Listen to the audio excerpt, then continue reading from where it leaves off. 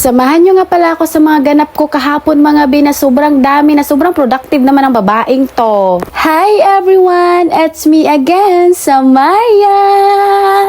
Welcome sa ating page na Samaya!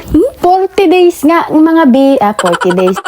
40 days nga mga bi, maaga nga tayong nagising. Bago ang lahat, sisimulan natin ang video na to sa paggising talaga natin na para bang hindi scripted mga bi. Hindi na nga mahalaga kung anong gising ang meron tayo mga bi. Ang importante ay makapag-update sa page na so.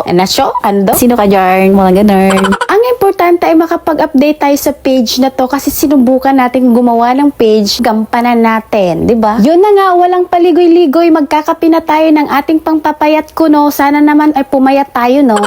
Pero wag mag-alala, trust the process kasi ganyan talaga ang buhay. Kailangan mo ng proseso para magtagumpay. Ba't napunta doon? Dito tayo sa pagpapayat. Kailangan natin ng proseso din para pumayat tayo mga bi kahit pa. Hindi ko alam.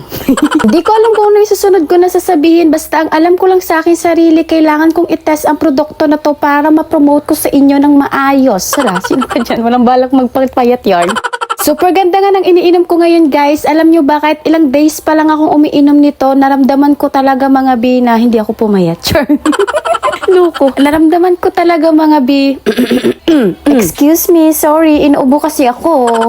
Alam nyo ba mga bi na ilang days ko pa lang siyang ininom, naramdaman ko talaga na hindi ko nagusto yung mga cravings ko noon. Ang gusto ko ngayon ay cake. Ano daw? Walang ganon. Pero ang totoo mga be, sa ilang araw kong pag-inom talaga, nabawasan lahat ng cravings ko mga be. At naramdaman ko talagang nagbawas din yung timbang ko ng 0.5.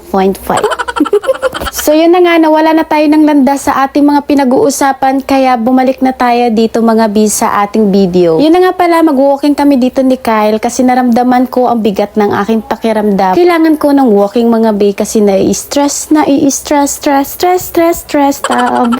Sobrang ganda nga ng panahon na yan mga bi, kaya hindi talaga nasayang ang ating sunscreen. Nag-sunscreen ka? Hindi ko na talaga alam ang page na to kung pang inspirational ba talaga or pang discourage sa inyo. Hala. Basta ang importante dito mga be ay sabayan nyo na lang ako sa kalokohan ko kung anong mga gagawin ko dito mga be. Importante mabubuhay ang page na to be mga be. Ano ba? Kasi pinasok ko ang page na to, ang mahalaga ay bubuhayin natin to kahit walang sumusuporta sa atin. So yun na nga, ayaw ko magdrama sa page na to, basta ang mahalaga ay masaya ako sa ginagawa ko mga be. At gusto ko talagang nagbablog ako palagi, kaya wag nyo akong problemahin. Mag-focus kayo sa inyo, magpo-focus ako sa vlog ko kahit walang nanonood.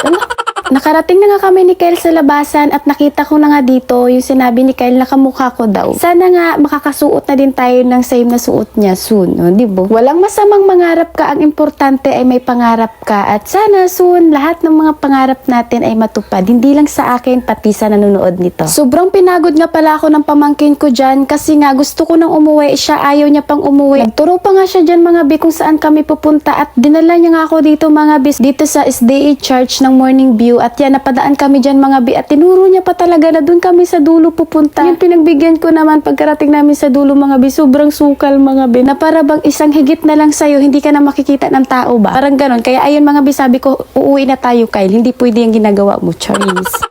Pagkabalik na namin sa daanan namin, dinala ko naman siya dun sa baba kasi nga gusto niya pa mag-walking mga bi. So ayun, nag-walking kami dun sa baba mga bi na para bang hindi kami napagod. Pero ang araw na to mga bi ay may mga nakalaan talaga akong schedule mga bi na pupuntahan. Kaya ayun, bumalik agad kami ni Kyle. Nagtakbo-takbo pa nga kami dyan kasi nga hinahabol namin yung oras or hinahabol kami. Hinati ko nga yung oras ko talaga dyan kasi nga maglalaba din talaga ako pagkatapos namin mag-walking. So ayun, inaya ko na si Kyle. Ayaw niya pang umalis kasi may nakita siyang kalaro at hindi pwede yan. Kailangan natin maglaba kasi nga nakaschedule din akong kumuha ng gulay ngayon sa AUP mga day. So ayun, nagpapahangin-hangin muna tayo at nag-refresh ng ating katawan kasi nagpawisan talaga tayo mga day. So super ganda ng araw. Sana mamayang hapon ay hindi umulan, no? So ayun nga, naglaba na nga tayo. Nagpatuloy tayo sa ating paglalaba kasi mag-i-start na tayong paikutin ang ating mundo. Ikutin sa imaling tao. Hala, kailan nagsimulang nagbago ang lahat? Walang ganon. Sabi nga nila, kapag ayaw na niyan sa'yo, aalis din yan. Kaya ako ang nauna, pero siya ang wakas. Charot lang. Sabi nga nila, kapag may nawala, may mabuting tao na darating sa buhay mo na di mo inaasahan. Kaya, sabi nila, balang araw darating ang iyong tanging hinihiling. Ambot na lang talaga pag hindi pa kita napangiti dyan. So, ayun na nga, magpapatuloy na tayo sa ating labahan. Kay basig man lagom ng atong labahan diri. Pag nakababad lang, masigit tagsayaw diri sa CR ba. Hindi gaano marami yung labahan namin ngayon kasi nga, inautay-utay na namin paglaba kasi nga, anong puro kasi, uy, nausa ba na, uy. Basta naglaba ako dyan mga day at hindi ko na-explain sa inyo at tutorial kasi alam nyo naman yan. Tapos na nga pala ako magligo dyan at ayon, pupunta na tayo para manguha ng gulay. Ikakat ko na nga pala ang video na to at antayin nyo na lang ang ating part 2. Bye-bye! Thank you for watching everyone! Huwag kalimutan mag-follow at mag-like. Bye-bye!